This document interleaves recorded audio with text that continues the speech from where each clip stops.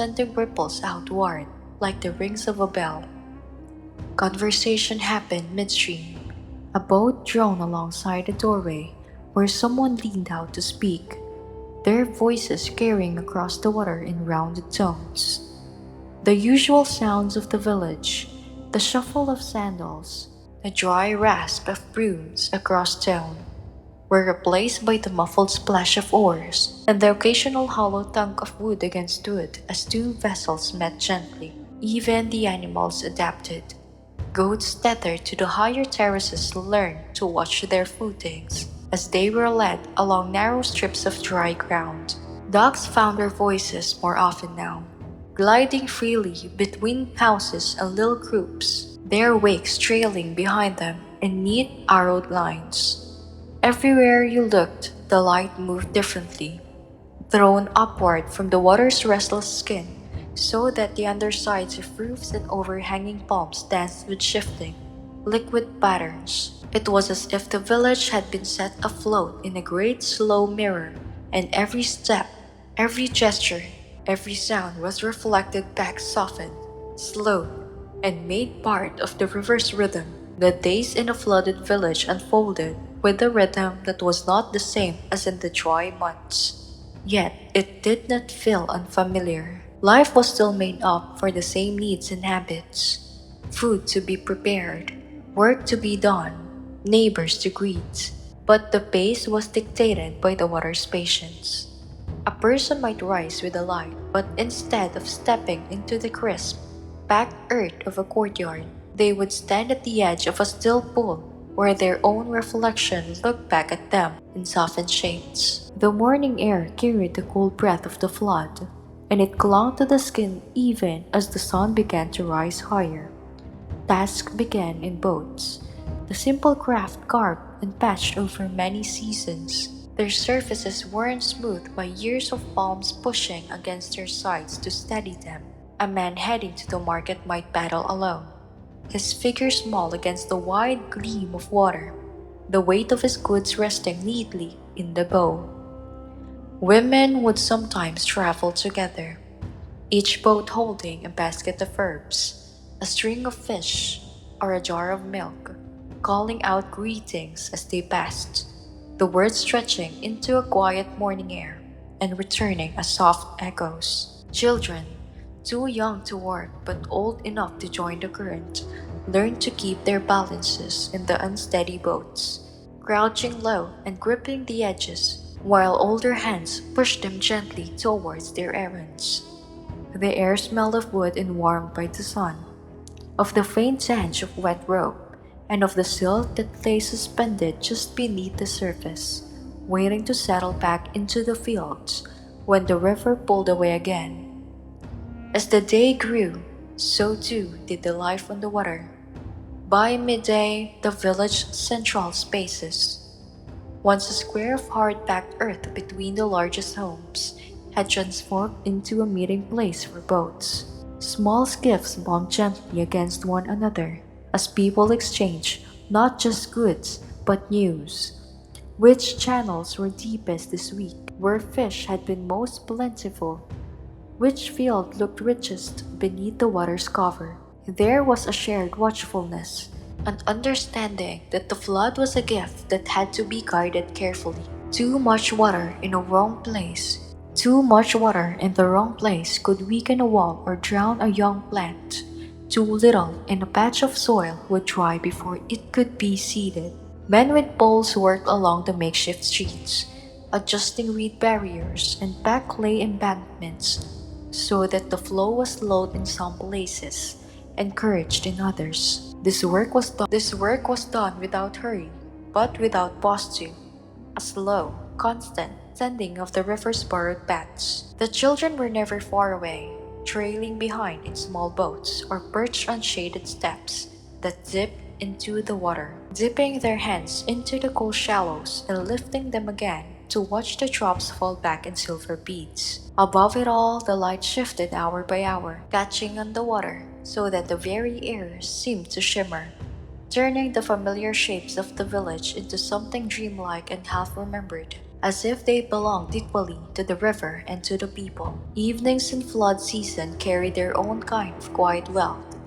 When the day's heat began to soften and the waters cooled under the shadows of the walls, people drifted back to their homes, the paddles dipping slower now, the laughter of children rising clearer in the softened air.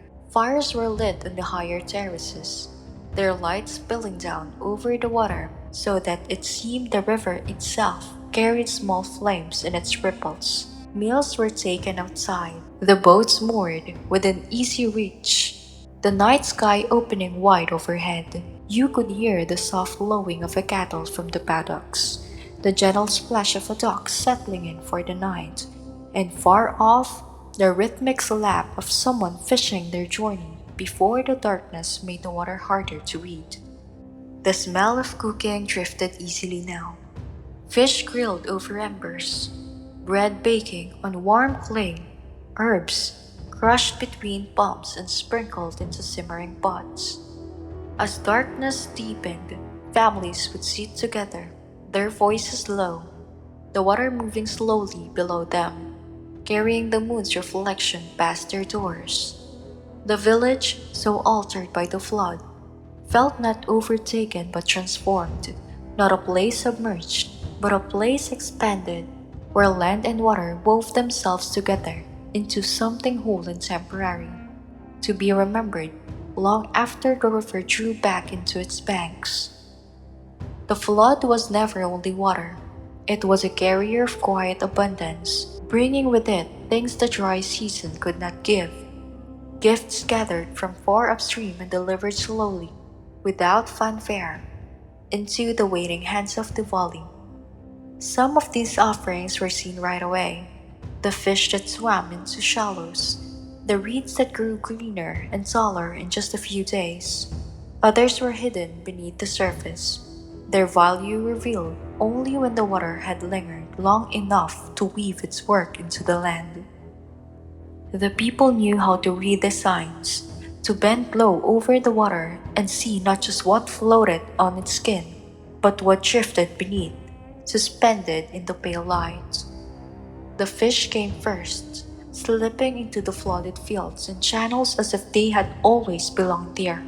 They moved in glints of silver and bronze, their scales flashing like coins under a moving sun, darting between the stalks of last year's harvest now swaying in the current. Families set up woven traps weighted with stones, simple cones of reeds bound tightly together, their mouths just wide enough for a fish to enter, but too narrow to leave again. These traps were lowered into the stillest patches, where the fish liked to rest, and left overnight. In the mornings, the trap would be lifted, water streaming from their sides in bright threads, each one holding the shimmer and the twitch of the river's gifts. The catch was never taken in greed. Some fish were kept for the day's meal, some smoked or dried for the months ahead, and others, smaller or still full of eggs, were released back into the water to keep the promise of the flood alive for another year. There were other creatures too, quieter in their arrival. Small snails and shellfish clung to reeds and stones, their shells patterned like a swirl of a potter's hand. Children would wade into the shallows with baskets, running their fingers along the stems until they felt the cool, hard curve of a shell. They knew how to twist them free without breaking them, dropping them gently into the basket so they would not crack against one another. These finds were carried home in laughter, their soft bodies cooked into stews or dried in the sun for later. Even the smallest offerings were treated with respect. They had come a long way, and they carried in their flesh the taste of the river's deep places. But the greatest gift lay in the silt. It was not loud or quick to reveal itself, but it was the true wealth of the flood. The river carried it from far-off lands, from soils broken by rains. The villagers would never feel on their own skin, from mountain sides the eye could not see. In the flood it came down, grain by grain, settling over the valley floor in a dark soft layer. It was fine enough to slip through the fingers like ground spines, but rich enough to hold the promise of life in every handful. Farmers would walk the banks during the height of the flood, testing the depth of the silt under the water with long poles. They knew that the thicker the layer, the better the harvest to come. When the water drew back, the fields would be dressed in this black silk of earth, and the seeds scattered there would rise strong and full. This was the heart of the flood's generosity, not just the food it brought directly, but the future it prepared beneath the surface. Even plants benefited from the flood in ways less obvious to the eye. Wild herbs that had gone brittle in the dry season returned with sudden vigor, their leaves thick and aromatic, their stems bending easily without breaking. Reeds grew taller and stronger, their fibers more supple for weaving into mats, baskets, and traps that would serve again in the next flood season. Palm groves near the water's edge grew heavier with roots, their roots shrinking from the renewed earth below. These changes were not measured in days, but in the way the land felt underfoot, in the scent of the air at dawn, in the ease with which the hand could pull a stalk from the ground without tearing its leaves. All these things, the fish, the shellfish, the herbs, the reeds, the silt, arrived without demand for thanks, yet thanks was given. It was in the way people spoke of the river in the evenings, their voices low but warm, as if speaking to a trusted friend. It was in the offerings left at small shrines, a bowl of water poured onto the earth, a handful of grain scattered into the current, a garland of fresh reeds placed at the bank.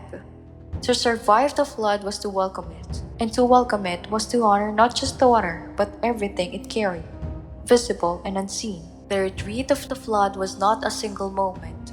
It was a slow conversation between the river and the land, a patient back and forth in which the water yielded an arm here, a curve there, never in a hurry, never all at once. For days, sometimes weeks, you could not tell whether it had receded at all, the edge seeming to hold where it was. Then one morning, you would notice a line of damp earth where yesterday there had been water, or a strip of flattened reeds now dry enough to rattle faintly in the breeze. It was in these small, almost hesitant gestures that the river announced its turning. The people knew better than to rush towards the newly revealed ground. They let it breathe first, let it settle under the sun in the night air, so that the moisture would sink deeper and the surface would hold underfoot. Men would walk to the fresh edges with poles, pressing them into the earth to test its firmness, reading the resistance in their hands like a massage. If the pole slid in too easily, they would shade their heads and wait for another few days. If it met with just enough resistance, they would mark the place with a reed so that the others would know. Here, we can begin soon.